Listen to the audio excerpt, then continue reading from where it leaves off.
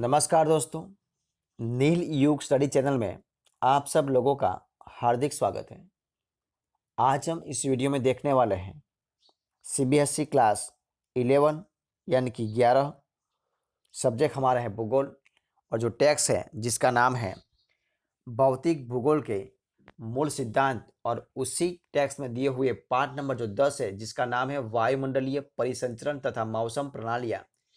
उस पाठ में महत्वपूर्ण जो प्रश्नोत्तर हैं उनमें से आज हम इस वीडियो में लघु उत्तर प्रश्न यानी कि 3 अंक वाले जो प्रश्न हैं उस 3 अंक वाले प्रश्नों की इसी वीडियो में चर्चा करने वाले हैं, तो हमारे इस वीडियो को जरूर देखना।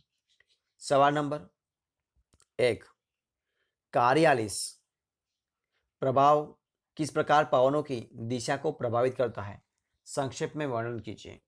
तो देखिए उनका उत्तर है, पवन सदैव समदाब रेखाओं के आर पार उच्च दाब से निम्न वायु दाब की ओर नहीं चलती, वे पृथ्वी के ध्रुवण के कारण विक्षेपित हो जाती है। पवनों के इस विक्षेपण को ही कार्यालिस बल या प्रभाव कहते हैं। पहला पॉइंट है, इस बल के प्रभाव से पवन उत्तरी गोलार्ध में अपने दाईं ओर तथा दक्षिणी गोलार्ध में अपने बाईं ओर मुड़ जाती है। दूसरा सवाल है, कार्यालिस बल का प्रभाव विषुववृत्त पर शून्य तथा ध्रुवों पर अधिकतम होता है। तीसरा पॉइंट है, इस विक्षेप को फेरेल नामक वैज्ञानिक ने सिद्ध किया था, अतः इसे पेरेल का नियम कहते हैं। दूसरा सवाल, पवनों के प्रकारों का वर्णन कीजिए। तो देखिए वो 3 प्रकार के होते हैं। नंबर 1, भूमंडलीय पवन, पृथ्वी के विस्तृत क्षेत्र पर एक ही दिशा में वर्ष भर चलने वाली पवन को भूमंडलीय पवन कहते हैं।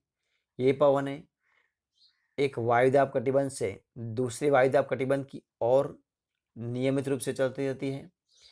ये मुख्यतः 3 प्रकार, सन्मार्गी या व्यापारिक पवन, पछुआ पवन तथा ध्रुवीय पवन होती है।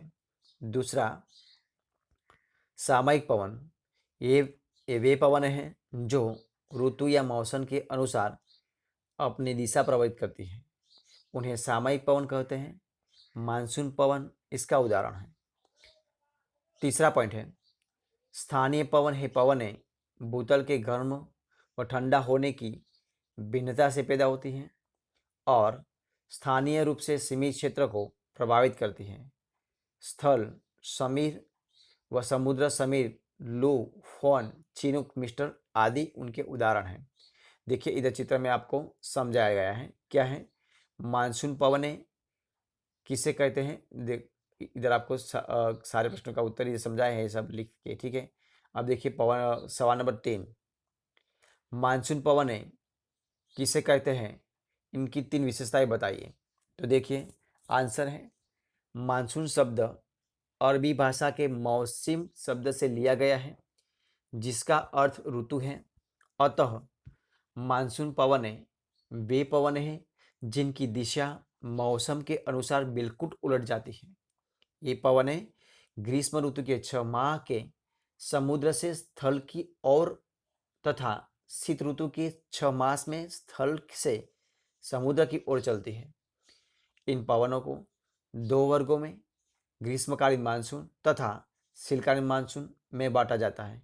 ये पवनें भारतीय उपमहाद्वीपीय में चलती हैं। अब देखिए सवाल नंबर 4, स्थल समीर व समुद्र समीर से अंतर स्पष्ट कीजिए। तो देखिए उनका आंसर है, स्थल समीर व समुद्र समीर स्थानीय पवन के उदाहरण हैं। स्थल समीर तो ये पवनें दिन के समय चलती हैं।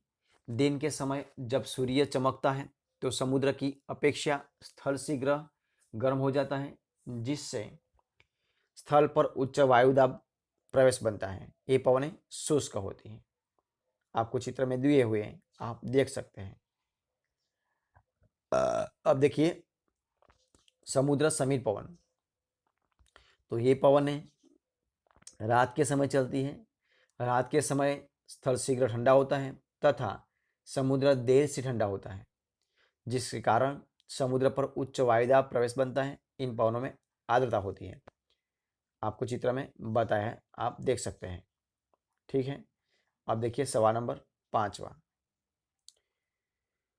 पर्वत समीर व घाटी समीर में अंतर स्पष्ट कीजिए। तो देखिए घाटी समीर, नंबर 1 पॉइंट है, दिन के समय शांत स्वच्छ मौसम में वनस्पतिहीन सूर्याभिमुख डाल तेजी गर्म हो जाते हैं और इनके संपर्क में आने वाली वायु भी गर्म होकर ऊपर उठ जाती है।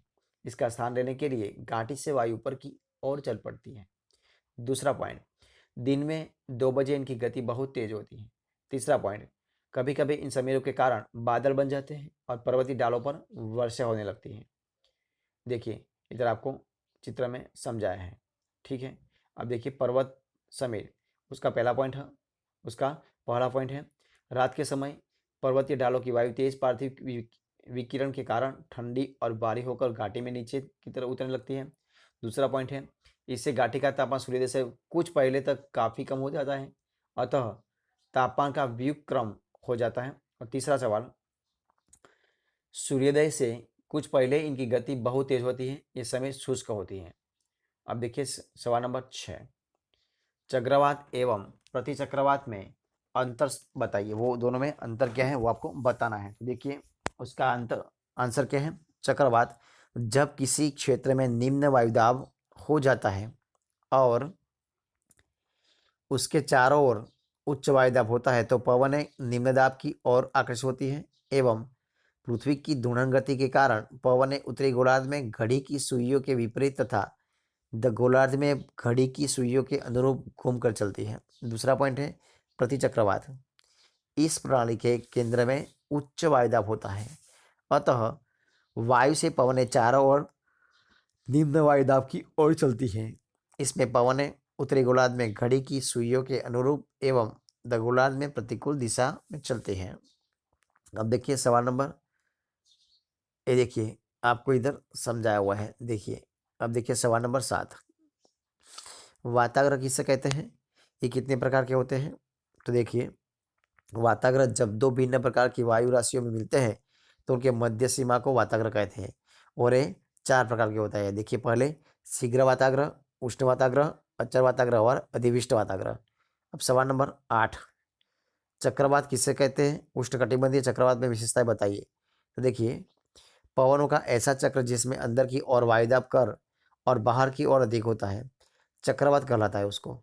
यह वृत्ताकार या अंडाकार होता है। इसमें वायु चारों ओर उच्च वायुदाब के क्षेत्र से केंद्र के निम्न वायुदाब क्षेत्र की ओर चलती है। पृथ्वी के घूर्णन के कारण ये उत्तरी गोलार्ध में घड़ियों की सुइयों की विपरीत दिशा में तथा दक्षिणी गोलार्ध में घड़ियों के सुइयों के अनुसार चलती है। उष्णकटिबंधीय चक्रवात के निम्न की विशेषताएं देखिए कौन कौन से। इनकी उत्पत्ति सागर तल पर होती है। दूसरा पॉइंट है, इनकी उत्पत्ति भूमध्य रेखा के आसपास निम्न अक्षांश में होती है। तीसरा पॉइंट है, उष्णकटिबंधीय चक्रवात की दिशा पूर्व से पश्चिम उत्तर पश्चिम है। अब देखिए नंबर 4, ये चक्रवात बारीक मूसलाधार वर्षा प्रदान करती है। तो दोस्तों ये थे हमारे आज के सारे सवाल। अगर आपको मेरा इस वीडियो अच्छा लगा हो तो उनको लाइक कीजिए, कमेंट कीजिए, आपके दोस्तों में शेयर कर दीजिए और लास्ट में अब तक आपने हमारे चैनल को सब्सक्राइब नहीं किया तो उनको सब्सक्राइब करना भूलना नहीं है। हमारे इस वीडियो को फर्स्ट टाइम तक देखने के लिए आप सब लोगों का बहुत बहुत धन्यवाद।